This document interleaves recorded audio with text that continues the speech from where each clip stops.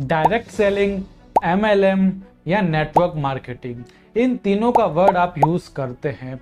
इन तीनों वर्ड्स का यूज आप कहीं भी कर लेते हैं, लेकिन इन तीनों में डिफरेंस क्या है, ये है आपका सवाल।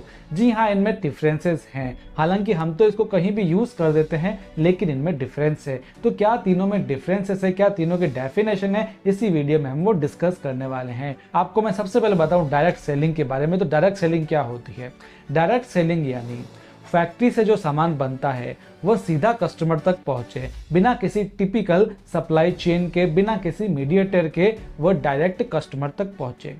अब डायरेक्ट सेलिंग में क्या सभी नेटवर्क मार्केटिंग कंपनीज आएगी? जी बिल्कुल नहीं, क्योंकि डायरेक्ट सेलिंग कंपनी अपने आप में एक इंडस्ट्री है। डायरेक्ट सेलिंग कंपनी कोई भी हो सकती है। अब जैसे डेल का एग्जांपल लेते हैं। डेल की जो लैपटॉप वाली कंपनी है वो भी डायरेक्ट सेलिंग करती है, लेकिन वो अपने एम्प्लॉयर्स को, अपने जो एम्प्लॉयज होती है उनको हायर करती है डायरेक्ट सेलिंग करने के लिए। कई कंपनी अपने एम्प्लॉयज को हायर करती है डोर टू डोर मार्केटिंग के लिए, तो वो भी डायरेक्ट सेलिंग के अंदर आ गया। कई कंपनीज अपने एजेंट्स नियुक्त करती है, वो भी डायरेक्ट सेलिंग में आ जाता है। इसमें कई एग्जाम्पल्स है, जैसे इंश्योरेंस एजेंट्स होते हैं, या फिर कई ऑनलाइन कोर्सेज कोई सेल कर रहा है तो वो भी डायरेक्ट सेलिंग में आ गया। कोई फाइनेंस के प्रोडक्ट्स सेल कर रहा है तो वो भी डायरेक्ट सेल्स में आ गया। तो डायरेक्ट सेलिंग का व्यापार बहुत बड़ा, ये इंडस्ट्री बहुत बड़ी है। तो यहाँ पर आपको ये समझ में आया कि network marketing direct selling company हो, ये तो जरूरी है ही है, लेकिन जरूरी नहीं है कि हर direct selling company network marketing हो। अब नेटवर्क मार्केटिंग एक बार समझ लीजिए, तो कोई भी डायरेक्ट सेलिंग कंपनी अपने प्रोडक्ट्स को बेचने के लिए नेटवर्क का इस्तेमाल कर रही है तो उसे नेटवर्क मार्केटिंग कहा जाएगा, यानी उसकी मार्केटिंग स्ट्रेटेजी नेटवर्क पर बेस्ड है। जैसे डिजिटल मार्केटिंग होता है, यानी उस कंपनी की मार्केटिंग डिजिटली बेस्ड है, लेकिन यदि उसकी मार्केटिंग नेटवर्क पर बेस्ड है तो वह नेटवर्क मार्केटिंग कहा जाएगा, वह नेटवर्क मार्केटिंग कंपनी कही जाती है। नेटवर्क मार्केटिंग से वो अपने एजेंट्स का नेटवर्क बनाती है, अपने कस्टमर्स का नेटवर्क बनाती है, जिससे उसकी प्रोडक्ट को सेलिंग होती है।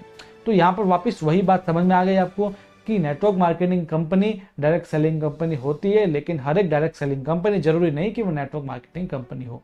तो इन दोनों का कंफ्यूजन तो हुआ दूर। तीसरा बचता है MLM। MLM का फुल फॉर्म है मल्टी लेवल मार्केटिंग। नाम से क्या पता लग रहा है? मल्टी लेवल, यानी हर एक लेवल पर मार्केटिंग होती है और हर एक लेवल पर आपको इनकम बनती है। मान लीजिए किसी टॉप पर व्यक्ति ने 3 लोगों को लगाया है, 3 लोगों को मेंबर बनाया है, 3 लोगों को ज्वाइन करवाया है, 3 लोगों को रिक्रूट किया है, आप जो भी माने, तो वो 3 लोग आगे से आगे अपना जो नेटवर्क है वो बनाते रहते हैं। तो जैसे आगे से आगे वो बनाएंगे तो सबकी इनकम हर लेवल पर आपको मिलती रहेगी। यानी चौथे लेवल पर जो व्यक्ति है उसकी इनकम तीसरे लेवल वाले व्यक्ति को भी आएगी, दूसरे लेवल वाले व्यक्ति को भी आएगी और टॉप लेवल व्यक्ति को भी आएगी। और कई तरीके के इसमें भी प्लान होते हैं मल्टी लेवल के, लेकिन ये सीधा सा एक चीज होती है, सीधा सा एक कंसेप्ट होता है जो आपको समझना चाहिए। ये होता है मल्टी लेवल मार्केटिंग। दोस्तों, और सरल तरीके से मैं आपको इन तीनों का डेफिनेशन बता दूं तो डायरेक्ट सेलिंग कंपनी जो है, यदि वह नेटवर्क मार्केटिंग को भी अपनाती है, यानी direct selling plus network marketing equals to हो जाएगा MLM, यानी मल्टी लेवल मार्केटिंग। सीधा सा कंसेप्ट है। तो आपको समझ में आया तीनों? कुछ टेक्निकल डिफरेंसेस हमने आपको बताए हैं। यदि वीडियो पसंद आया हो तो अपनी टीम में जरूर शेयर कीजिए। जो लोगों को कंसर्न है उनको जरूर ये वीडियो शेयर कीजिए। और भी आपको कोई कंसर्न हो, कोई क्वेरी हो, कोई नेटवर्क मार्केटिंग संबंधित समस्या हो तो हमें जरूर वीडियो में बताइए, कमेंट बॉक्स में बताइए, जिससे हम अगला वीडियो उस पर ला सके। मिलते रहेंगे अगले वीडियो में। धन्यवाद।